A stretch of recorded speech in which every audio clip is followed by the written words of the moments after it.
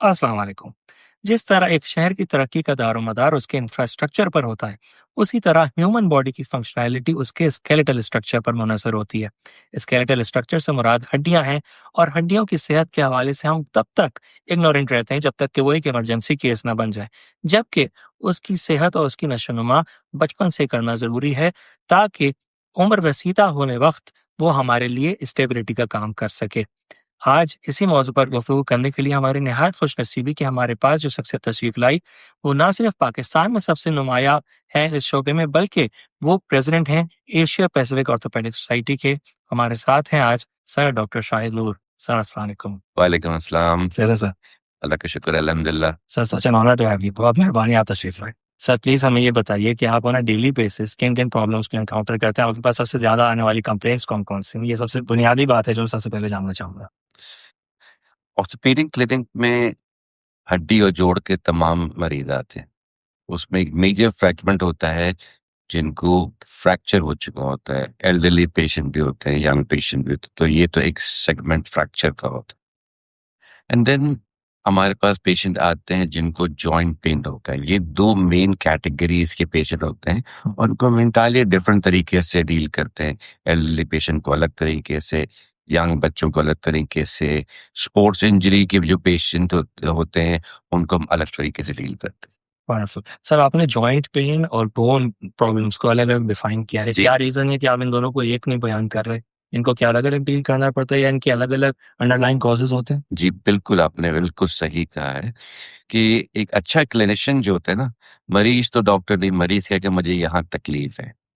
अच्छा क्लिनिशियन वो है जो मर्ज की जड़ या डायग्नोसिस करे यस, यस। कि ये लिगामेंट का प्रॉब्लम है, ये मस्कुलर प्रॉब्लम है, ये बोन का प्रॉब्लम है, ये जॉइंट का प्रॉब्लम है, या ये एक रेफर्ड पेन है कि बैक से स्टार्ट हुआ या लेग बैक। क्योंकि एक जनरल प्रैक्टिशनर है, वो पेन के लिए वो आपको पेन किलर लिख देगा। जो अच्छा स्पेशलिस्ट है वो उसकी तशखीस या डायग्नोसिस करेगा एंड उसको जड़ से क्योर करने की कोशिश करेगा अपने क्लिनिकल एक्सपीरियंस से, मरीज को एग्जामिन करके एंड लिमिटेड इन्वेस्टिगेशन करा के। Wonderful sir. सर क्या मुझे आप कोई ऐसे फैक्टर्स आइडेंटिफ़ाई करा सकते हैं जो कि जनरल पॉपुलेशन में या आम तौर पर देखे जाते हों, जिस वजह से बंदा इस ट्रैप में फँस सकता है, बोन पेन या जॉइंट पेन की ट्रैप में? जी, अच्छा देखिए, अ, बहैसियत अवाम जी, जी। हेल्थ प्रायोरिटी नहीं है। हुँ, हुँ। ठीक है, बिल्कुल सर। हेल्दी हैबिट्स नहीं है, एक्सरसाइज कोई करने के लिए तैयार नहीं है, डाइट को करने के लिए तैयार नहीं है, हेल्दी फूड्स नहीं है। हुँ। ठीक है ना? जैसे मैं अपनी प्रैक्टिस में मरीज को समझाने के लिए गाड़ी का एक इस्तेमाल करता हूँ जो कि पीएचडी वाला भी समझ जाता है हाँ, और रिक्शे का ड्राइवर भी समझ जाता है। ठीक है, तो चाहे मोटरसाइकिल हो या गाड़ी हो, उसकी सर्विस मेंटेनेंस की जरूरत होती है। ठीक है, इसी तरह हमें अपनी हड्डियों का ख्याल करना पड़ता है। कैसे? ये बात अच्छी तरह समझ लें कि जो हड्डी है या बोन है वो एक लिविंग टिश्यू है, डेड वुड नहीं है। बहुत खूबसूरत। ठीक है, अच्छा, अब एक पौधा है, नशोनुमा उसको करेंगे, चाहे वो फल का पौधा हो या गेहूं का पौधा हो या किसी भी चीज का या फूल हो। एक गार्डनर जिस तरह उसका ख्याल करते हैं ना, आप अपने बोन का, अपने बच्चों का ख्याल करेंगे तो हड्डियां मजबूत होगा, बच्चा लंबा भी होगा, बच्चा मजबूत भी होगा। अच्छा, हड्डियां मजबूत कैसे होंगी? उसके दो इंपॉर्टेंट फैक्टर हैं। एक फिजिकल एक्टिविटी है और बोन की न्यूट्रिशन। बोन की न्यूट्रिशन क्या है? बोन की न्यूट्रिशन में दो इंपॉर्टेंट चीजें हैं, एक कैल्शियम है और एक vitamin D. Wonderful, wonderful. Calcium कहाँ से आएगा? कैल्शियम दूध से आएगा। दूध पीने का फैशन नहीं। हुँ, दही से आएगा, पनीर से आएगा, हुँ। और भी रिलेटेड चीजें हैं।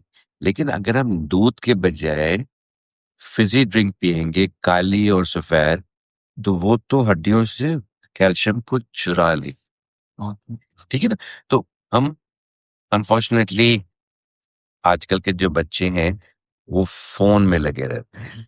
गेम भी उनका फोन होता है, चैट भी उनका फोन में होता है। तो मेरी ख्वाहिश ये है, जो पेरेंट्स इनके छोटे बच्चे हैं, तो एक अपॉर्चुनिटी क्रिएट करें कि वो फिजिकल एक्टिविटी करें। ठीक है, नंबर 1। नंबर 2, उनकी डाइट में कैल्शियम होना चाहिए, दूध और उससे रिलेटेड, दही है, लस्सी है, मिल्क शेक है, आजकल चीकू है तो चीकू का शेक कर दें, स्ट्रॉबेरी का कर दें, चॉकलेट फ्लेवर कर दें, किसी भी तरीके से उनको टेस्ट डेवलप करें। एंड फाइनली एक विटामिन डी है, तो ये विटामिन डी कहाँ से आए?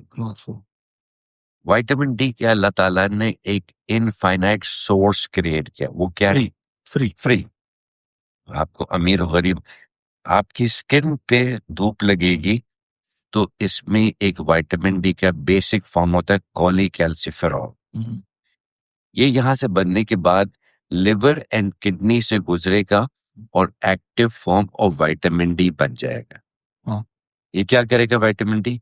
ये मैदे से कैल्शियम की एब्जॉर्प्शन में भी काम आता है एंड कैल्शियम को हड्डी में जमा करने के लिए भी काम आता है। तो बोन में दो किस्म के सेल होते हैं, एक बोन फॉर्मिंग सेल होते हैं और बोन ईटिंग सेल होते हैं। तो जब हम यंग होते हैं तो बोन फॉर्मिंग सेल की तादाद ज्यादा होती है, हम ग्रो करते हैं, एंड एक एज के बाद ये बोन फॉर्मिंग सेल कम हो जाते हैं, बोन ईटिंग सेल ज्यादा हो जाते हैं। खास तौर पे खवातीन में जब उनके पीरियड्स खत्म होते हैं तो हार्मोन का लेवल होता है। तो हम पीक बोन मास जो होता है वो 3rd डिकेड तक होता है, तो हम फर्स्ट 3 डिकेड में अपने बोन मास को बेहतरीन करें, वो ये हमारी सेविंग हो जाएगी जो कि उम्र रसीदा एज में वो काम आए। बहुत खूब सर, बेहतरीन। सर एक मिसकंसेप्शन यहाँ पे क्लियर कीजिएगा, लोग कहते हैं कि जी सिर्फ बचपन में ही दूध पीना चाहिए, क्या दूध पीने की कोई एज लिमिट हमें रखनी चाहिए या दूध आप भाई जिस भी उम्र में पी रहे हो वो आपके लिए नफा बख्श है, खास तौर पे इस पैमाने में?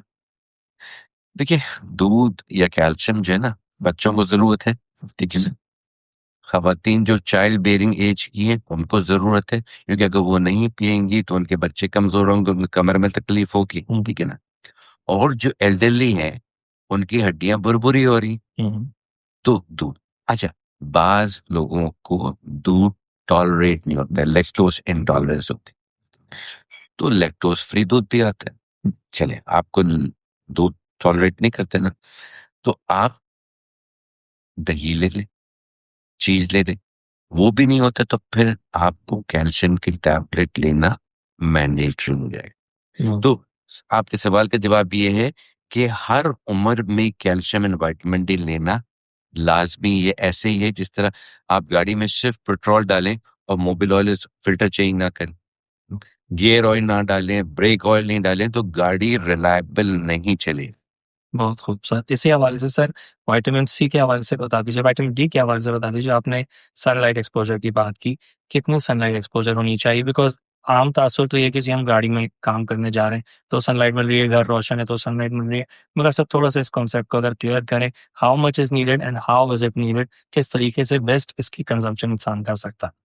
घर के अंदर की धूप से विटामिन डी नहीं बनेगा, जो इनडायरेक्ट जो कहीं से टकरा के आ रही उससे नहीं बनेगा, ठीक है ना। जो डायरेक्ट सनलाइट आपके स्किन पे लगे, चाहे जिस्म का हिस्सा एक्सपोज भी होना चाहिए, तो ये स्पोर्ट्स की एक्टिविटी में हो जाता है, सुबह की वॉक में हो जाता है, शाम की वॉक में होता है, तो स्किन हाफ एन आवर वाह, half an hour of sunlight will do everything. Wonderful. और इसमें सर कोई दिन के औकात क्या भी मैटर करते हैं या इट दिन- be any time of the day? देखिए, बिल्कुल अभी गर्मियों के मौसम आ रहे हैं तो बिल्कुल पीक गर्मियों में आपको खड़े रहने की जरूरत नहीं है, सुबह की धूप भी अच्छी है जो कि आप बर्दाश्त कर सके, वाह। ठीक है ना।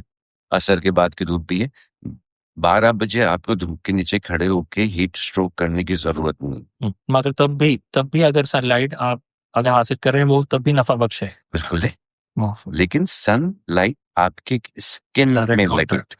अब इश्यू क्या होता है कि हमारी पर्दापोश खवातीन जो बिल्कुल, अगर उनके बुर्के के थ्रू नहीं जाएगा तो वो छत में थोड़ी देर बैठ सकती हैं ताकि पर्दापोशी भी हो जाए, लेकिन वो मत जाए। बहुत खूब सर, बेहतरीन। सर आपने न्यूट्रिशन, हैबिट्स और एक्सरसाइज ये 3 बातें दी। जी बिल्कुल। सर हमारी कौम में ना ये मफरूज़ों के तौर पर लिए जाते हैं। इसकी इसकी अवेयरनेस नहीं है कि अच्छी हैबिट कैसे कहते हैं, अच्छी एक्सरसाइज़ क्या हो सकती है, जो कि हर इंसान कर सकता हो। लोग शायद ये आर्ग्यू करें बेचारे, हकीकत है सर हमारे शहर में बंदा सुबह 7 बजे निकलता है तो 9 बजे या 8 बजे घर में दाखिल होता है, तो वो कौन से जिम जा सकता है, या शायद जिम की एक्टिविटी आजकल इतनी महँगी हो गई कि वो शायद इसको अफ़ोर्ड भी नहीं कर पा रहा। तो कोई ऐसी चीज़ जो कि हर कोई अपने कैपेसिटी में कर सके, ताकि वो एक सस्टेनेबल बोन हेल्थ अचीव कर सके। बिल्कुल सही कहा। देखिए, स्पोर्ट्स की ग्राउंड कम है, जिम हर कोई अफ़ोर्ड नहीं कर सकता है, लेकिन आप किसी न किसी छोटे से छोटे कमरे में भी रहते हैं, तो आपको कार्डियो की एक्सरसाइज़ करने के लिए किसी जिम की, किसी इक्विपमेंट की, किसी मैदान की ज़रूरत नहीं है। इतना सा आप अगर स्क्वाट कर सकते हैं, जंपिंग जैक कर सकते हैं, आप 50 मरतबा जंपिंग जैक करेंगे, आपका कार्डियो हो जाएगा। कुछ भी नहीं है, तो आसान अल्फाज में जब बच्चा शरारत करता था, हमारे अब्बा कहते थे, उठक-बैठक करो। तो ये स्क्वाट्स ही, आप स्क्वाट्स करें, कार्डियो करें, लेग लिफ्टिंग एक्सरसाइज़ेज़ करें, जंपिंग जैक करें, एब्स की एक्सरसाइज़ करें, ठीक है ना? तो बहुत सारी योगा की एक्सरसाइज़ेज़ हैं, जो कि आप अपने बेडरूम में भी बड़े आराम से कर सकते हैं। ठीक है ना? आप स्क्वाट कर लें एंड होल्ड कर लें, मसल्स भी मजबूत हो रहे होंगे एंड कार्डियो भी हो रहे होंगे। स्किपिंग कर लें, एक रस्सी चाहिए ना, जी। तो एक रस्सी तो गरीब से गरीब भी जो है ना, वो अफ़ोर्ड कर लेगा ना उसको करके। अब वो लड़की हो, लड़का हो, वो स्किप कर रहा है, जंपिंग जैक कर रहा है, ठीक है ना? स्क्वाट्स कर रहा है, इसके लिए तो कोई चीज़ नहीं है। आप एक बॉक्सिंग ग्लव ले लें और आप करके आप 20 बॉक्स ज़ोरदार मारेंगे तो आपकी कार्डियो हो जाएगी, 50 मारें, 100 मारें। बहुत खूब। सर इसी तरीके से अगर कुछ डाइट के हवाले से आपने फ़ज़ी ड्रग्स का की तरफ इशारा किया, और भी ऐसी कोई चीज़ें जो कि डिप्लीट करती हों, बोन फॉर्मेशन को हिंडर करती हों या बोन्स को नुकसान पहुँचाती हों, या हमारी कोई भी ऐसी हैबिट जो ऑन अ डेली बेसिस हम अननोइंगली कर रहे हों और वो हमें नुकसान पहुँचा रही? देखिए, जो हमारा दीन जो हमें समझाता है ना कि आपको अर्ली मॉर्निंग उठना है और जल्दी सोना है, हम इसका बिल्कुल उलट करते हैं। लेट नाइट खाते हैं, अब वो रात के वक़्त जो है, वो जिस्म का रिपेयर मैकेनिज़्म होता है, चाहे वो ब्रेन में हो, चाहे वो मसल हो, चाहे वो बोन हो। उस रिपेयर टाइम पे तो हम जो है गपशप लगा रहे होते हैं, ये कर रहे होते हैं। एंड सुबह की फजर की नमाज भी गई, सुबह की चीज़ें भी गई और सुबह आपको अच्छी बेस्ट डाइट लेनी है एंड रात के वक़्त आपको लोएस्ट लेनी, हम उसका उलट करते हैं, ठीक है? जो न्यूट्रिशन की चीज़ें उनको तल-तल के हम बिल्कुल उसका सब न्यूट्रिशन ख़त्म कर देते हैं एंड वो जो है आपको मोटापा भी करेगी, कोलेस्ट्रॉल भी बढ़ाएगी, वेट भी बढ़ाएगी, हार्ट अटैक भी करेगी, फालिज भी करेगी। एंड अरीब, आपकी इन्फॉर्मेशन के लिए, हम एक एग्रीकल्चर कंट्री हैं, 4 बिलियन डॉलर का हम कुकिंग ऑयल पाकिस्तान हर साल इंपोर्ट करता है और आईएमएफ से 1 बिलियन डॉलर के लिए फिरफुली लेट जाता है, भीख मांगता है। तो अगर हम अपनी डाइटरी हैबिट अच्छी रखें, जिसमें न्यूट्रिशन ज़्यादा हो और तली हुई चीज़ें कम से कम हो, फ्रूट एंड सब्जियों का इस्तेमाल ज़्यादा करें, तो तो बहुत ज़्यादा खाने की ज़रूरत नहीं है। आप गाँव में जो देखेंगे तो लोग ज़्यादा हेल्दी हैं बनिस्बत शहर के, जिन्होंने फास्ट फूड खा के एंड जंक फूड खा के एंड बेकरी के आइटम खा के। व्हाइट शुगर जो है ना, ये एक्चुअली ज़हर है। बिल्कुल सर, बिल्कुल। सर हुज़ूर की हदीस है कि कोई मीठी चीज़ हर मीठी चीज़ ज़हर है सिवाय शहद के, और हर कड़वी चीज़ में शिफ़ा है सिवाय ज़हर के। जी, बिल्कुल सही। सर मुझे यहाँ पर सर आप अगर ये प्लीज़ आइडेंटिफ़ाई कराएँ कि बोन प्रॉब्लम्स की अंडरलाइंग कॉज़ेज़ अक्सर क्या होते हैं और जॉइंट प्रॉब्लम्स की अंडरलाइंग कॉज़ेज़ अक्सर क्या होती हैं? तो करीब ये एंटायरली 2 डिफरेंट थिंग है। मैं एग्ज़ाम्पल बताता हूँ। अगर एक बच्चा है जिसको कैल्शियम एंड विटामिन डी नहीं है, तो इसकी हड्डियाँ नरम होके बो हो जाती हैं ओके। और उसको कहते हैं रिकेट्स, जी। ठीक है? और अगर इसको हमने शुरू में आइडेंटिफ़ाई नहीं किया तो उसको कद भी छोटा हो जाएगा, टाँग भी उसकी टेढ़ी रह जाएगी। 12, 13, 14 साल के बाद अगर किसी लड़की या लड़के में कैल्शियम एंड विटामिन डी की कमी होगी, अब वो उम्र लड़की की शादी की उम्र है, तो उसको ऑस्टियोमलेशिया हो जाता हम्म, है, ठीक है ना? अगर एक आम डॉक्टर उसको पेन किलर देगा, वक्ती तौर पे पेन खत्म होगा, लेकिन मसला जड़ पे अपनी जगह पे रहेगा। अब उस लड़की के बच्चे भी हुए, वो पेन किलर भी खा रही, उसको एसिडिटी भी होगी, खाना भी नहीं खा सकते, मसला अपनी जगह रहेगा। हमने उसको सिर्फ कैल्शियम विटामिन डी दिया, तो बच्चा भी ठीक हो गया और ये भी। अब हम आते हैं उम्र के एक हिस्से में 50-60 साल के बाद। अब क्या हो रहा है? तो उस वक्त हो रहा है हड्डियों का भुरभुरापन, जिसको कहते हैं ऑस्टियोपोरोसिस।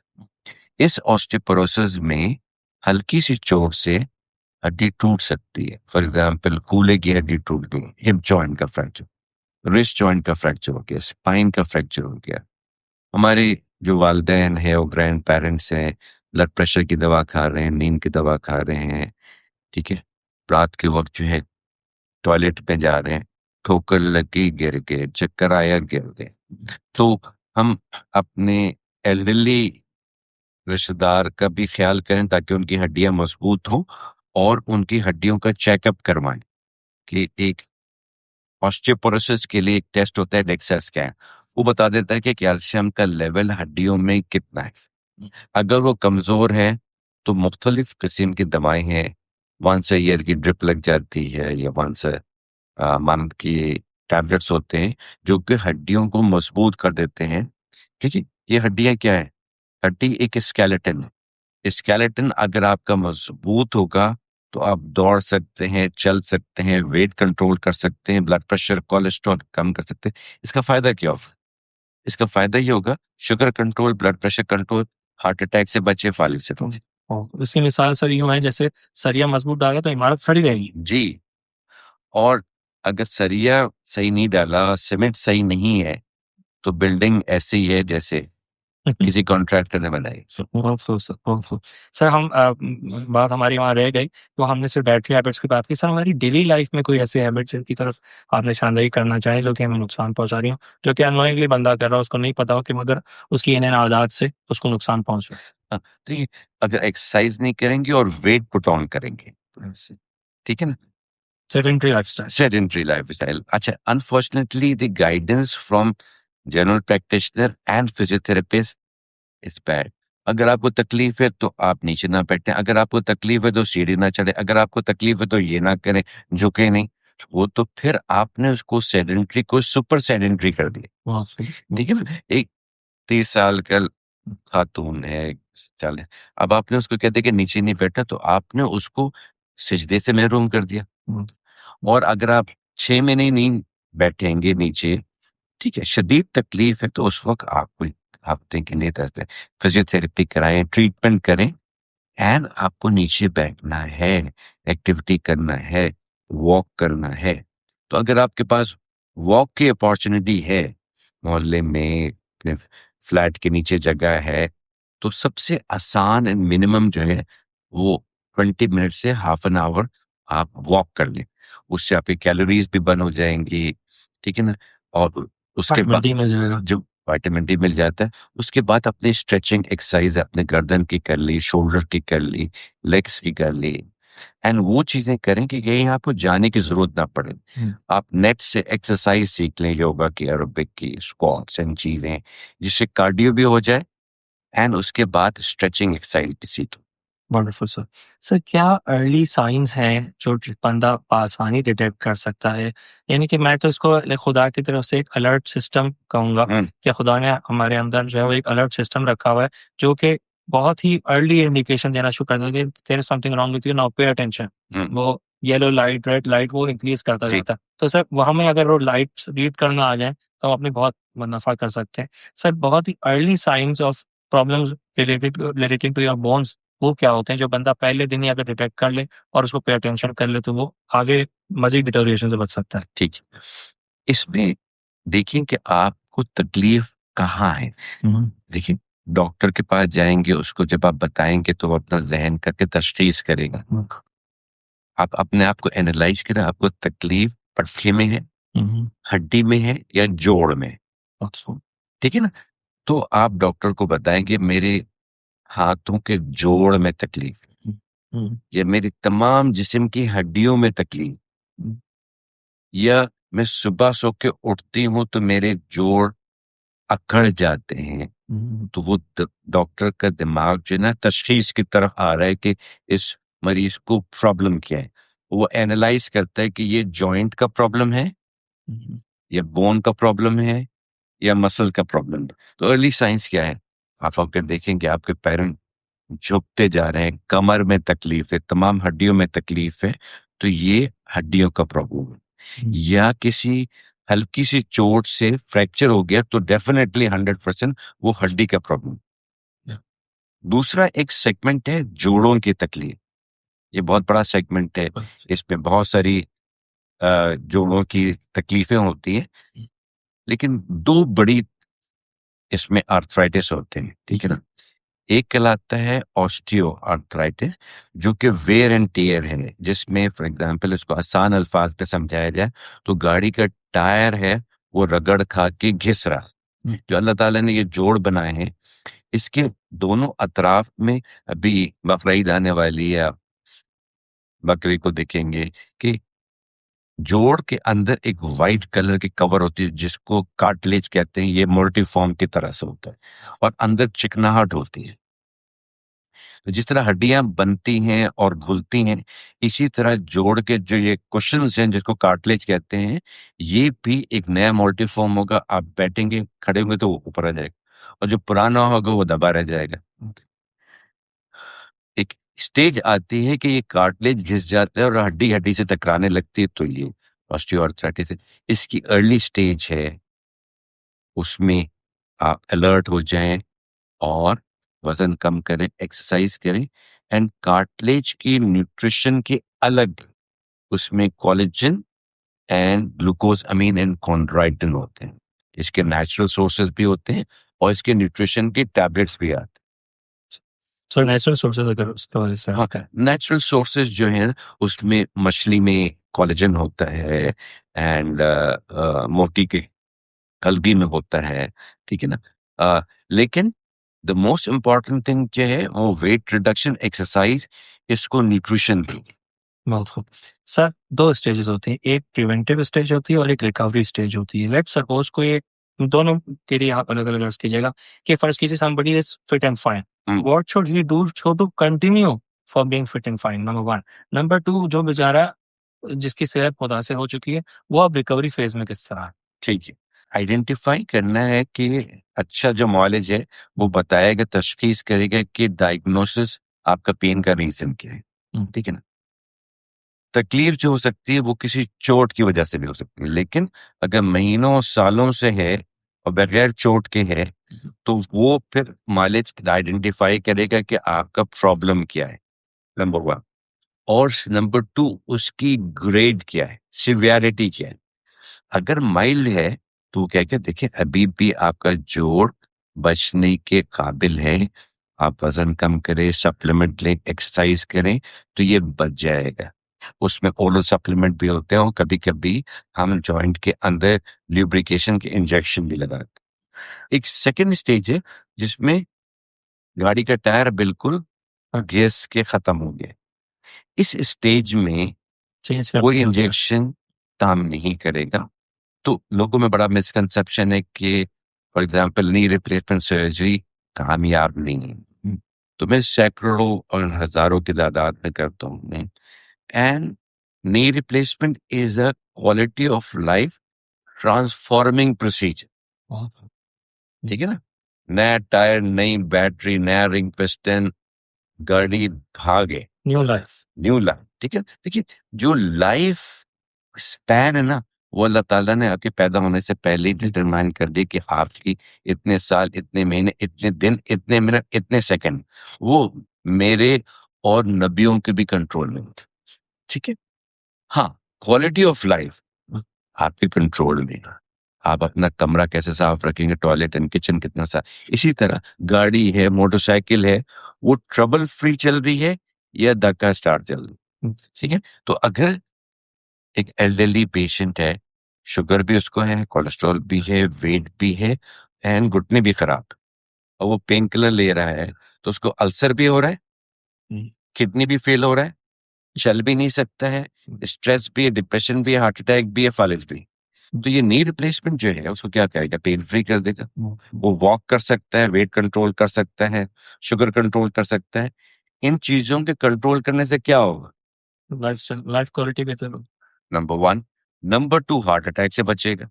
नंबर थ्री, फालिज से बचेगा। लाइफ लॉन्जेविटी भी आ गई। लॉन्जेविटी, लॉन्जेविटी तो नहीं होगी, यही ऑफ कोर्स। वो क्वालिटी ऑफ लाइफ इंप्रूव होगा। बेहतरीन सर। सर क्या ज्योग्राफी का कोई ताल्लुक है बोन हेल्थ या हेल्थ के एस्पेक्ट से?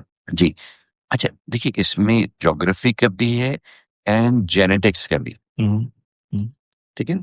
एंड वो, मैं कराची में प्रैक्टिस करता हूँ, तो एक certain segment, for example Memon population में खवातीन की हड्डियां और जोड़ जल्दी खराब हो, ये जेनेटिक है। जी। तो जिस तरह कोई भी प्रॉब्लम है ना, उसकी मॉडिफाइबल रिस्क फैक्टर होते हैं और नॉन मॉडिफाइबल रिस्क फैक्टर, ठीक है। आप अपनी एज चेंज नहीं कर सकते हैं, आपका जो पीछे से जेनेटिक बैकग्राउंड है कम्युनिटी का। फॉर एग्जांपल एक पेशेंट है, उसकी फैमिली में डायबिटीज एंड हार्ट अटैक है that, तो फैमिली का रिस्क फैक्टर हो गया ना, वो नॉन मॉडिफाइबल रिस्क फैक्टर। लेकिन मॉडिफाइबल क्या है?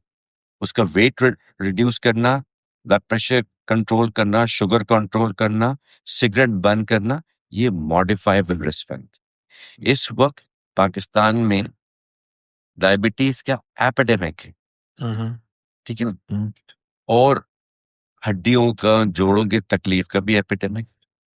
तो हम अर्ली स्टेज में अगर पकड़ेंगे, तो जो लास्ट एंड है ना, वो फ्रैक्चर या जोड़ों की तबाही है। वो अर्ली स्टेज में पकड़ेंगे तो ये लास्ट स्टेज पे नहीं पहुंचे। लेकिन जो लास्ट स्टेज पे है, उनको भी परेशान होने की जरूरत नहीं है। आपको पाकिस्तान में बेहतरीन जोड़ों की तब्दीली का ऑपरेशन अवेलेबल है, जो नंबर वन एक्सट्रीमली सक्सेसफुल है एंड लॉन्ग लास्टिंग है। जिनको मैंने जोड़ तब्दील किए 10 साल पहले और 20 साल पहले, वो अल्हम्दुलिल्लाह अभी भी दौड़ रहा हूँ। बहुत खूब सर, बहुत खूब। सर अगर आप मुझे एज स्टेजेस के हिसाब से बताइए, अगर सबसे पहले हम बात करेंगे जब मदर एक्सपेक्ट कर रही हो, उसके बाद जब माँ जो है दूध पिला रही हो, उसके बाद जब इन्फेंट हो, फिर एडोलेसेंस हो, फिर चाइल्डहुड हो, और फिर एडल्ट हो। अगर हम sir in stages of life के हिसाब से बात करें, तो क्या पर्टिकुलर गाइडेंस आप हर स्टेज में देना चाहेंगे? सो फॉर, बिकॉज जब बच्चा माँ के पेट में है तब सबसे ज्यादा नशोनुमा हो रही है, और जब तक जो है वो एटलीस्ट 18 ईयर्स तक पहुंचेगा, उसकी कंजम्पशन एज सबसे ज्यादा है, फिर उसके बाद वो डाउन द एज जाना शुरू करता है। तो हम किस तरीके से सबसे ज्यादा अक्यूमुलेट कर सकते हैं बोन हेल्थ को, ताकि हम जो है वो एक रिजर्व बना सकें फॉर ओल्डर एजेस? ठीक है, देखिए, जो खातून एक्सपेक्ट कर रही है ना, जी। तो फिर वो रिस्पॉन्सिबिलिटी है गायनेकोलॉजिस्ट की। Of course. वो माँ की हेल्थ, उसके हीमोग्लोबिन अच्छी हो, ठीक है ना, उसकी कैल्शियम एंड विटामिन डी अच्छी हो, माँ की हड्डी मजबूत होगी, तो जो बच्चे की तो नशोनुमा उसके पेट में हो रही है वो मजबूत होगा। तो माँ को जो है, अगर हीमोग्लोबिन कम है तो उसको आयरन सप्लीमेंट मिले, कैल्शियम सप्लीमेंट मिले एंड विटामिन डी मिले। ये तीनों चीजें मिलेंगी, ठीक है। अब वो बच्चा पैदा हो गया, अब वो माँ का दूध पी रहा है, तो माँ हेल्थी होगी तो अच्छा दूध मिलेगा, तो वो, ठीक है ना? तो माँ का दूध इज द बेस्ट। उसमें इम्यूनिटी भी है, उसमें कैल्शियम भी है, उसमें विटामिन डी भी है। कंपेयर टू ये जो डब्बों का दूध है, इसमें पानी मिला है, तो उसमें इम्यूनिटी जीरो है, ठीक है ना। उसके बाद आपने बोतल में कोई जरासीम होगा तो उसका पेट खराब हो जाएगा, ठीक है। अच्छा, अब तो 1 साल तक, 2 साल तक वो माँ का दूध पिए, एंड देन टॉडलर है तो उसको भी हम ग़िज़ा में गरीब हैं, अमीर हैं, लेकिन अगर थोड़ा-सा भी दूध और कैल्शियम का हम दें, और न्यूट्रिशन हम प्रोटीन कहीं से भी दे दें। अब प्रोटीन है, गोश्त नहीं ले सकते, मोरिंगा का प्लांट है।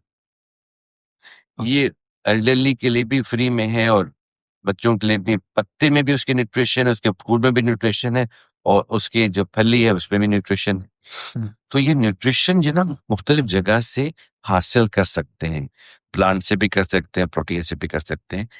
जब बच्चा भागने लगे तो उसको फिजिकल एक्टिविटी की अपॉर्चुनिटी क्रिएट करें, दौड़ने का है, चीजें करने का है, किसी ना किसी उसको स्पोर्ट्स में लगा है, लेट्स गो, एक सामने टीवी खोल के कार्टून लगा दिया, एक मोबाइल दे दिया, वो लगा हुआ नहीं, उसको ये एक एडिक्शन है। इससे हटा के आप उसको मेक श्योर कि आप उसके साथ जा रहे हैं, किसी फुटबॉल है, क्रिकेट है, जिम्नास्टिक है, स्विमिंग है, जो अपॉर्चुनिटी, कुछ भी नहीं तो मैदान है, तो मैदान में जो है ना हम लोग भाग रहे हैं, गलियों में खेला हम लोग ने, तो फिजिकल एक्टिविटी।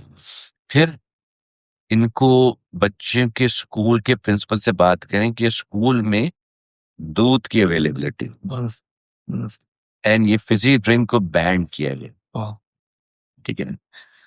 और जब लड़का बड़ा होता है तो हम फिजिकल एक्टिविटी एंड सप्लीमेंट इनका ख्याल करेंगे इस फर्स्ट डिकेड में, सेकंड डिकेड में, तो जो लेटर ऑन है 40 साल 50, आपने 30 साल तक अपनी हड्डियों को मजबूत बनाया ना, तो वो आपकी आखिरी सांस तक वो काम करे। अगर आपके फर्स्ट 3 डिकेड में ही बैलेंस कैल्शियम का लो है तो आखिर में बचेगा कुछ। बहुत खूब सर। सर जैसे आपने फजी ड्रिंक्स की बात की, क्या और भी कोई ऐसे एलिमेंट्स आप आइडेंटिफाई कराना चाहेंगे प्लीज? स्मोकिंग, अल्कोहल, ठीक है ना, ये भी बैड है, और किसी भी किस्म की एडिक्शन जो है ना, ये बैड है बोन हेल्थ के लिए। Wonderful sir. सर अब हम नी रिप्लेसमेंट की बात करते हैं, हिप रिप्लेसमेंट की बात करते हैं, सर क्या इंडिकेशंस हैं या इसकी क्या काउंटर इंडिकेशंस हैं, मतलब कि किन केसेस में आप समझते हैं कि आप बंदे को लाजमी आपके पास रिपोर्ट करना चाहिए फॉर नी रिप्लेसमेंट, और कौन से केसेस ऐसे हैं जो आप समझते हैं कि नहीं लाइफस्टाइल मॉडिफिकेशन से वो बेहतर हो जाए? ठीक है, देखिए नी रिप्लेसमेंट है, ये मेजोरिटी पेशेंट में जरूरत नहीं होती। हम्म, तो जो आपका अच्छा मुआलिज है ना, वो बताएगा कि आपका जो मर्ज क्या है और उसकी स्टेज क्या है। मेरी ख्वाहिश होती है कि जो early stage and moderate stage में उनके जोड़ को हत्तुल इम्कान बचाया जाए, उनको समझाया जाए कि वेट रिडक्शन एक्सरसाइज सप्लीमेंट।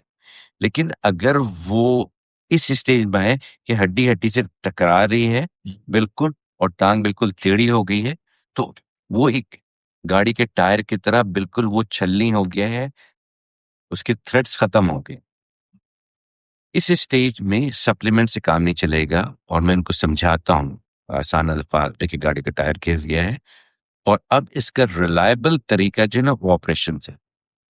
लोगों में काफी मिसकंसेप्शन है कि ये कामयाब नहीं है, और हमारे किसी जानने वाले का, पड़ोसी या रिश्तेदार का वो तो बिस्तर में लेट गया था, और नहीं हुआ।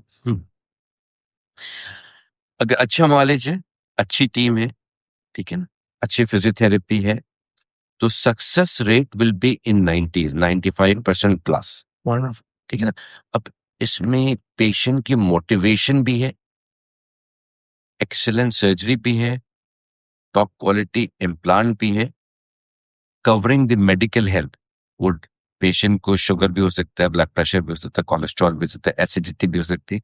इन मेडिकल प्रॉब्लम को डील करने की टीम भी मौजूद हो, फिजिकल थेरेपी की टीम भी मौजूद हो, और पेशेंट के अंदर एक मोटिवेशन हो, उसको एक आप दिखाएं कि आप ये करेंगे तो हम भाग सकते हैं, दौड़ सकते हैं, अपने पैर पे तवाफ कर सकते हैं, सही कर सकते हैं, घूम फिर सकते हैं, खुशी गमी में जा सकते हैं, एंड रीअश्योर करेंगे। और सबसे अच्छा जो रीअश्योरिंग है ना, आप किसी मरीज से उसकी मुलाकात करा दें, वाह। जिसका हो चुका है, तो वो उनसे अलग से बैठ के पूछे आपके एब्सेंस में कि क्या हुआ था, कैसे हुआ था, कब से हुआ था। तो मेरे पास ज्यादातर मरीज वो आते हैं जिन्होंने किसी और का ऑपरेशन देखा है फैमिली में, पड़ोस में, एंड उनके रेफरेंस से वो बहुत खूब सर, बहुत खूब सर। क्या यूजुअली सक्सेस रेट रहा है नी रिप्लेसमेंट या रिप्लेसमेंट सर्विसेज? देखिए, इसमें मेरी प्रैक्टिस में अल्हम्दुलिल्लाह अल्हम्दुलिल्लाह अल्हम्दुलिल्लाह सक्सेस रेट इज अबव 95%। उसमें top quality implant, top surgical technique and top team, ठीक है ना। इसमें जो ब्रांडेड इम्प्लांट है, जो कि वेल नोन है, कंपनीज के हैं, उसका रिजल्ट ज्यादा अच्छा है। अब चाइनीज इम्प्लांट भी मार्केट में है, ठीक है ना, शॉर्ट टर्म में तो अच्छा रिजल्ट है, लेकिन मैंने बताया ना, जैसे मैं अपने 20 साल के फॉलोअप के पेशेंट देख रहा हूँ और उनके इम्प्लांट एक्सरे करने में ऐसा लग रहा है जैसे कल लगाए। क्या क्या बिल्कुल। सर पोस्ट ऑप केयर सबसे ज्यादा जरूरी होती है, अगर उसकी अवेयरनेस ना हो तो शायद अच्छा वाला काम भी जो है वो रिवर्स कर जाए। सर पोस्ट ऑप केयर के बारे में आप क्या कहेंगे, जो नी रिप्लेसमेंट सर्जरी करा चुका हो अब वो किस तरीके से अपनी मजीद ख्याल ठीक है, रखेगा? एक ये अर्ली पोस्ट ऑपरेटिव पीरियड ये काफी क्रिटिकल सा होता है, लोगों को घबराहट भी होती है। इसमें pain management, reassurance and physiotherapy की टीम बहुत इंपॉर्टेंट है। ये ऐसा नहीं कि आज नहीं रिप्लेसमेंट करें और आप पेशेंट को दूसरे दिन शक्कर लड़काना खैरपुर और कोयटा लेके चले जाए, ऐसा नहीं हो। ठीक है ना, इसमें जख्म भी ठीक होना है, फिजियोथेरेपी भी होना है। पेशेंट शुरू में वॉकर पे चलेगा, फिर स्टिक पे चलेगा, फिर बगैर स्टिक पे चलेगा, फिर सीढ़ी चढ़ेगा, फिर एक्सरसाइज सीखना, ये बहुत इंपॉर्टेंट है। तो फर्स्ट 6 वीक पोस्ट ऑपरेटिव बड़े क्रिटिकल होते हैं, ताकि हम उनकी जनरल हेल्थ को भी ठीक करें, उनके जख्म को भी ठीक करें और उनकी सुपरवाइज फिजियोथेरेपी करें। ये सुपरवाइज फिजियोथेरेपी हॉस्पिटल के अंदर भी होती है, और जब मेरा मरीज जब हॉस्पिटल से जाता है तो हर मरीज के पास घर पे फिजियोथेरेपिस्ट डेली आता है। ठीक है ना, वो एक्सरसाइज कराता भी है और जो उनके रिलेटिव होते हैं उनको सिखाता है कि इसको दिन में 2 या 3 मर्तबा रिपीट करें। सर आप अपनी डेली प्रैक्टिस में जो भी आपके पास मरीज आते हैं, मैं ये सवाल हर स्पेशलिटी डॉक्टर से पूछता हूँ कि क्या ऐसे मिसकंसेप्शंस आपको सुनने को मिलते हैं जो आप लाजमी एड्रेस करना चाहेंगे? बिकॉज लोग खुद से कुछ ऐसे कॉन्सेप्ट बनाए बैठे हैं जिससे उनको खुद ही नुकसान हो रहा है और हम ही सोचते रहते हैं कि उन्होंने ये कॉन्सेप्ट आकर बनाए कहाँ से, ये मालूमात इनको मिली कहाँ से, जिससे सिर्फ उनका नुकसान हो रहा है। अल्हम्दुलिल्लाह जॉइंट रिप्लेसमेंट की अवेयरनेस काफी है, लोग देख रहे हैं, जो मार्केट में जो है ना पब्लिक में है, लेकिन फिर भी लोग डरते हैं। डॉक्टर साहब ऑपरेशन के अलावा कुछ बताएं, ठीक है ना, कोई इंजेक्शन ऐसा हो, कोई कैप्सूल ऐसा हो, मुझे अच्छे से अच्छा दें। तो मैं उनको समझाने की कोशिश करता हूँ कि मेरी खुद ख्वाहिश होती है कि ज्यादातर मरीजों को बगैर ऑपरेशन के इलाज हो, और जो एक स्टेज आता है तो आपको मरीज को भी समझाना है एंड उनके रिलेटिव को भी समझाना है। एक खातून है, उसके मियाँ को भी समझाना है, उनके बच्चों को भी समझाना है। जाहिर बात है किसी की माँ है, वो ऑपरेशन से पहले वो भी कोशिश करते हैं कि 100 मर्तबा सोचे और ऐसा काम करें कि अम्मी को नुकसान ना हो और फायदा हो। ठीक है, तो स्पेशलिस्ट आप अपने घर में भी काम कराएंगे ना, पेंट करवाएंगे, प्लम्बिंग का काम करेंगे, कारपेंटर का काम करेंगे, आप अच्छे कारपेंटर को तलाश करते हैं, आप टेक्निकल लोगों को तलाश करते हैं। तो जहां अच्छा ट्रैक रिकॉर्ड हो, जो कॉन्फिडेंस हो, जो इस चीज के स्पेशलिस्ट हो। अभी इस पॉडकास्ट से पहले मैं आपसे डिस्कस कर रहा था कि हमने ऑर्थोपेडिक की सब स्पेशलिटी सोसाइटीज बनाई है, कि जॉइंट रिप्लेसमेंट करने की सोसाइटी, बच्चों की हड्डी की अलग ग्रुप है, स्पाइन का अलग है, स्पोर्ट्स का अलग है, बोन कैंसर का अलग है, फुट एंड एंकल का अलग है, शोल्डर का अलग है। तो जो इस चीज के स्पेशलिस्ट है उसके हाथ में result are going to be very high. Sir मेरी बड़ी खुशनसीबी है आप तशरीफ लाए और ये मौका शायद खुशकिस्मत था जो मुझे मिला है, मगर मैं इसको जाने नहीं दूंगा सर। लोगों के फलाह बहबूद के लिए हम सोचते हैं, मगर हमारी एक अपनी फ्रेटर्निटी भी है, खासतौर पर मेरी फ्रेटर्निटी भी है, वो ये है हमारी मेडिकल स्टूडेंट्स की। जी। सर जो आपको आइडियलाइज करते हैं, आप माशाल्लाह एक सूरज की मानंद है हमारी फील्ड में, अल्लाह ताला आपको और कामयाबी दे। सर मगर मैं चाहूँगा कि आप अपनी जर्नी प्लीज़ हमें बताइए, ताकि हमारे लिए एक फॉलो थ्रू करने के लिए एक गाइडेंस हमें मिल सके कि क्या रास्ता, क्या मशवरा राह बन सकता है। जी, अच्छा, अरीब, ये बहुत ही इम्पोर्टेंट सवाल है स्टूडेंट के लिए एंड जो डॉक्टर बन भी गए हैं, करियर में है, डिसहार्टन है। Pakistan is a land of opportunity, क्या बात टेक माय वर्ड। क्या बात। मैंने स्कूलिंग हबीब पब्लिक स्कूल से की, मैंने डावा मेडिकल कॉलेज से मैं ग्रेजुएट हुआ हूँ 88 में, एंड देन मेरी ट्रेनिंग सर्जिकल ट्रेनिंग भी है यूके में, एंड अल्हम्दुलिल्लाह मैंने ट्रिपल एफआरसीएस किया है, masters in trauma university Birmingham किया है। 1998 में मैं पाकिस्तान वापस आया क्या बात and then face multiple challenges. इन तमाम क्वालिफिकेशन के बाद भी टॉप इंस्टीट्यूशन इन कराची में मेरी एंट्री नहीं। प्रेजेंट डे प्रॉब्लम भी यही है सर। नंबर 2, जो मेरी ट्रेनिंग जिस डिजीज पे हुई है, पाकिस्तान में उसकी एक्सट्रीम वर्जन थी जिसकी मेरी ट्रेनिंग नहीं थी। नंबर 3, जो इंफ्रास्ट्रक्चर या जो इक्विपमेंट चाहिए वो मेरे एक्सेस में था। तो दीज वर द चैलेंजेस। अब I did not get disheartened. मेरे मेंटोर हैं प्रोफेसर टीपू सुल्तान, उन्होंने मुझे एडवाइस किया, देखो शायद बहाना बना के यहाँ से भागना नहीं। तो आई तो किस जहाँ लोग शॉर्ट टर्म गेन के लिए कोई सऊदी अरब भाग रहा होता है, कोई बाहर भाग रहा होता है। तो जब आप यहाँ पर डिग योर हील्स होती है ना, यू गॉट नो ऑलरेडी। अभी देखिए ना, एक हमारे पड़ोसी मुल्क ने एक सुपर पावर को कैसा मुंह तोड़ जवाब दिया। ठीक है, उनकी ईमान एंड जज्बे की वजह से एक सुपर पावर को उन्हें लटा दी। इसी तरह इस पाकिस्तान में रहते हुए मैंने काम किया, और मैं 2002 में लियाकत नेशनल हॉस्पिटल में दाखिल हुआ, और हमने अपने कंसल्टेंट के साथ बैठ के एक प्लेज किया कि जो ट्रेनिंग हमारी यूके में हुई है उसी लेवल की ट्रेनिंग हम अपने रेजिडेंट को देंगे। 5 साल के बाद हमने इवेल्युएट किया and we came to conclusion कि we had given better training to our resident than what we had received in UK. क्या बात है, क्या बात है। We did not stop there. हमने कहा नहीं, अब हम ये करते हैं कि ऑर्थोपेडिक के अंदर हम सब स्पेशलाइजेशन करेंगे। पहले अपने डिपार्टमेंट में हमने किया, स्पोर्ट्स का अलग डॉक्टर, जॉइंट रिप्लेसमेंट का अलग है, बोन कैंसर का अलग डॉक्टर है, अपर लिम्ब का अलग डॉक्टर, पीडियाट्रिक का। एंड हमने डिपार्टमेंट में मल्टी स्पेशलिटी बनाई। ये में 5 साल लगे, लेकिन we did not stop there. हमने कहा नहीं, हम ये पूरे पाकिस्तान में करेंगे, और इसकी हमने ऑर्थोपेडिक सब स्पेशलिटी सोसाइटीज बनाना शुरू किया। एंड अल्हम्दुलिल्लाह मैं पाकिस्तान की पहली ऑर्थोपेडिक सब स्पेशलिटी सोसाइटी का फाउंडर, प्रेसिडेंट, पाकिस्तान ऑर्थोप्लास्टी सोसाइटी।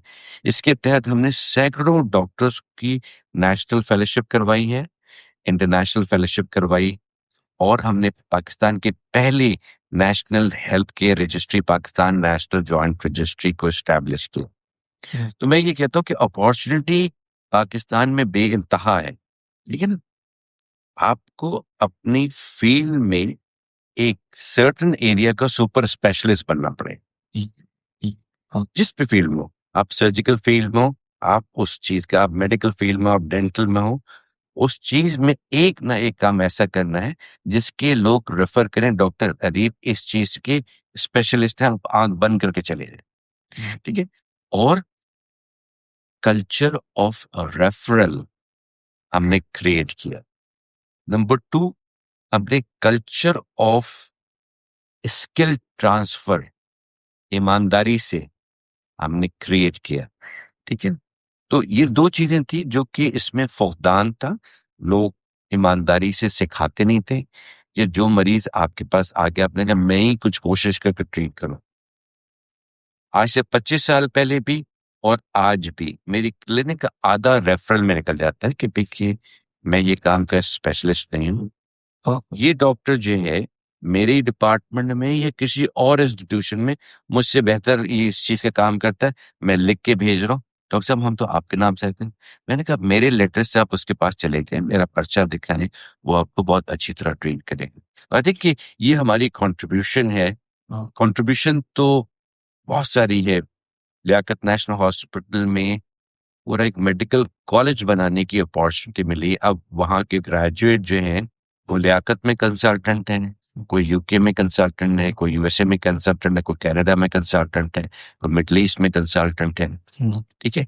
तो मैं और भी मल्टीपल प्रोजेक्ट में काम कर रहा हूँ। एक प्रोजेक्ट है health research advisory board, professor Gaffar Billo हमारे टीचर हैं, टीचरों के टीचर हैं। तो उस फाउंडेशन का विजन स्टेटमेंट है create an ecosystem to promote research and publication. Sir मैं यहाँ पे आपसे ये जरूर पूछना चाहूंगा, अब आप भी उस्ताद के उस्ताद हो चुके हैं सर, आप एक अच्छे डॉक्टर के लिए क्या प्री रिक्विजिट समझते हैं कि जिस जिस बंदे में ये ट्रेड्स हो वो इस फील्ड की तरफ है? या ये खसूसियात लाजमी होनी चाहिए so to come through this struggle? देखिए, एक तो ये कि एक हमदर्दी एंड एम्पैथी का एलिमेंट होना बहुत ज़रूरी है, ठीक है? नंबर 2 ये है कि जो भी डॉक्टर जिस फ़ील्ड में भी हो, मैं ये कहता हूँ कि अगर उसको तरक्की करनी है, तो उसको बहुत सारे वो काम करने होंगे कि उसका इमीडिएट रिटर्न फाइनेंशियल ना हो। हम्म, हम्म, अगर वो ये काम करेगा, हम्म, तो वो तरक्की करेगा। सही। जो इमीडिएट रिटर्न ऑफ बेनिफिट है ना, उसको मैं कहता हूँ बनिया। हम्म, तो बनिया बहुत तरक्की नहीं कर सकता है।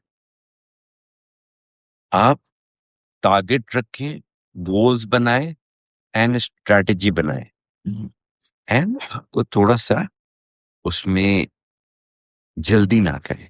हम्म, हम्म, मेडिकल प्रैक्टिस में दिन एंड महीने, हफ्ते का काम नहीं, सालों का काम है। क्रेडिबिलिटी बनने में टाइम होता है। अब लोग आजकल एडवर्टाइज़मेंट है, सोशल मीडिया ठीक है, वो हमारे ज़माने में नहीं था, आपके ज़माने में है। लेकिन आपको थोड़ा-सा पेशेंस होना ज़रूरी है। तो ठीक है ना? आपकी क्रेडिबिलिटी बने, आप अच्छा काम करेंगे, पढ़ाएँगे, स्किल ट्रांसफर करेंगे, तो आपकी क्रेडिबिलिटी इमीडिएटली एस्टैब्लिश होगी, ठीक है ना? जो जिस लड़के को आपने सिखाया है, जिस लड़की को आपने सिखाया है, वो आपका नाम लेके स्प्रेड करेगा। बाकी अल्लाह ताला आपके काम में बरकत भी दे।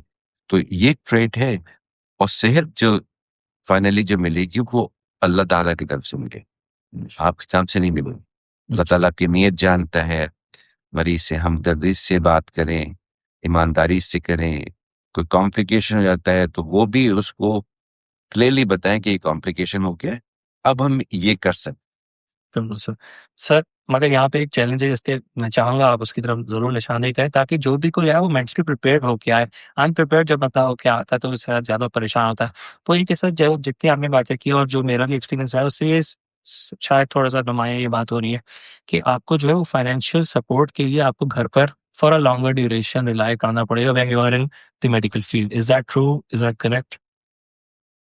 हैं। यस, देखिए बात ये है कि मेडिकल टीचिंग जो है ना बड़ी एक्सपेंसिव हो गई, जी सर। ठीक है ना?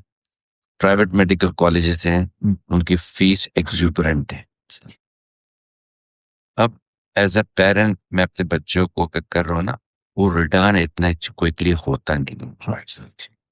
अगर कोई सॉफ्टवेयर इंजीनियर बन जाता है या चार्टर्ड अकाउंटेंट बन जाता है, एमबीए बन जाता है, उसको जॉब लगती है, तो उसकी इमीडिएटली एक वैल्यू है, वो असिस्टेंट मैनेजर लगे। उसको एक छोटी गाड़ी भी मिल जाएगी, उसको मेडिकल इंश्योरेंस भी मिल जाएगा, उसको छुट्टी भी मिल जाएगी। एक डॉक्टर उसने 5 से 6 साल लगाए हाउस जॉब की, उसकी वैल्यू कुछ भी नहीं। ना उसको गाड़ी मिलेगी, ना उसको इंश्योरेंस मिलेगा, ना उसको कवरेज मिलेगा। अब उसने कहा कि मुझे स्पेशलिस्ट बनना है, तो वो थोड़ा-सा और कोर्स है, फिर आपको सुपर स्पेशलाइज़ तो बस एक लॉन्ग इन्वेस्टमेंट फेज़ में चला गया। जी, तो हर कोई अफ़ोर्ड नहीं कर सकता है, तो क्लैरिटी होनी चाहिए, टाइमलाइन आपको पता होना चाहिए, अदरवाइज़ फिर फ्रस्ट्रेशन होती है।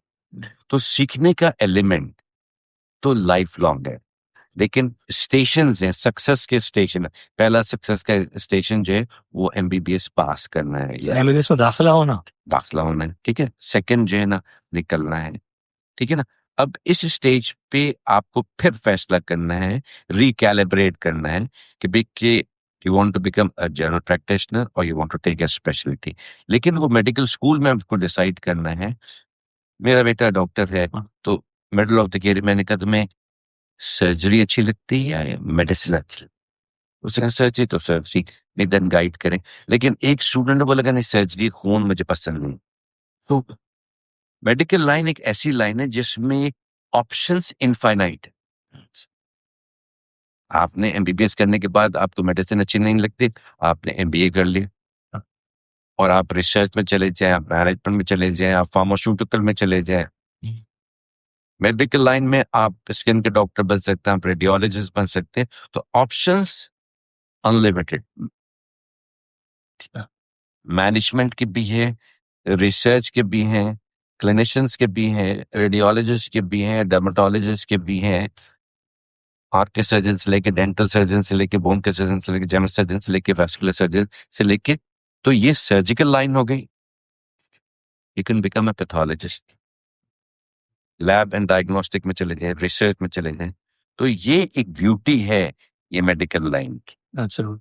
सर, यहाँ पे इतनी बातें हो रही हैं, मैं एक सवाल हर डॉक्टर से पूछता हूँ और उससे पहले मैं एक तमहीद भी बाँटता हूँ कि जी, मैं ये कहता हूँ कि अच्छा डेंटिस्ट वो होता है क्या जिसके पास अगर आप जाएँ, तो वो टिश्यू प्रिज़र्वेशन की बात करे, वो फ़ौरन से जो है वो पैसा कमाने के चक्कर में आपके नेचुरल डेंटिशन को रिप्लेस करने की बात ना करे, वो उसका कंज़र्वेटिव अप्रोच हो।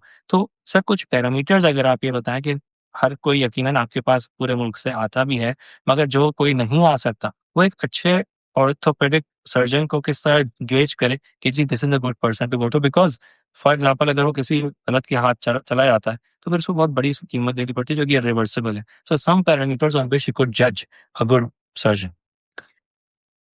इससे पहले भी अरे मैं तो कहूँ कि आप वो काम करें कि आपको ऑर्थोपेडिक सर्जन के पास जाने की जी, जरूरत जी, ना सर, पड़े। बहुत खूब, बिल्कुल।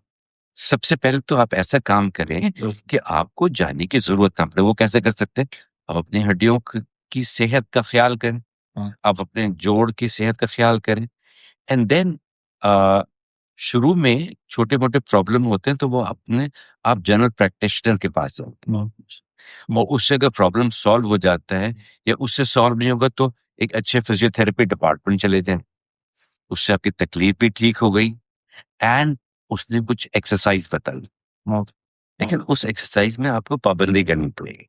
बहुत, नहीं, लेकिन अगर प्रॉब्लम परसिस्टेंट है, हुँ, हुँ, महीनों सालों चल रहा है और वो जीपी की ट्रीटमेंट एंड फिजियोथेरेपी एंड दवा से वो ठीक नहीं हो रहा है, तो then you need to find, आप किसी भी शहर में आप अपने एक ऑर्थोपेडिक सर्जन के पास जाएं जिसका एक नाम हो, क्रेडिबिलिटी हो, किसी से आप पूछ के जाएं जिससे उसका इलाज हो चुका हो, ठीक है ना, एंड आप उस पर ट्रस्ट करते हो और वो आपको टाइम भी देता हो, आपको समझाता भी हो, जो कि आपको आप तशखीस करें अपने प्रॉब्लम को, अपने मर्ज को समझने की कोशिश करें, उसको आप आगे बढ़ने से रोकने की आप इंफॉर्मेशन अपने डॉक्टर से लें। डॉक्टर साहब ये कैसे बच जाएगा और ये एंड स्टेज में ना जाए। एंड स्टेज आपको पता होना चाहिए बहुत खूब, बहुत खूब, और उस एंड स्टेज को देखिए, हड्डी का एंड स्टेज क्या है? फ्रैक्चर है। जोड़ का एंड स्टेज क्या है? Extreme arthritis and joint. सुनो डॉक्टर साहब मैं क्या करूं कि मेरी हड्डी, मेरी अम्मी की हड्डी, मेरी दादी नानी की हड्डी टूटे ना? वो डॉक्टर बताएगा। और कुछ ऐसा तरीका बताएं कि डॉक्टर ऑपरेशन की नौबत ना आए। ये सवाल पूछे, उसके पॉइंट्स बनाएं, उस पे अमल करें। वो करेंगे तो अगर ईमानदार डॉक्टर होगा वो आपको ऐसी तदबीर बताएगा कि वो एंड स्टेज ऑपरेशन की जरूरत ना पड़े। हाँ, अगर एंड स्टेज आ गया है, ठीक है ना, तो आप ऐसे मुआलिज के पास जाएंगे जो उस चीज का स्पेशलिस्ट हो, उसका ट्रैक रिकॉर्ड हो। सर, बहुत शुक्रिया, बहुत-बहुत धन्यवाद। Thank you so much. अस्सलाम वालेकुम।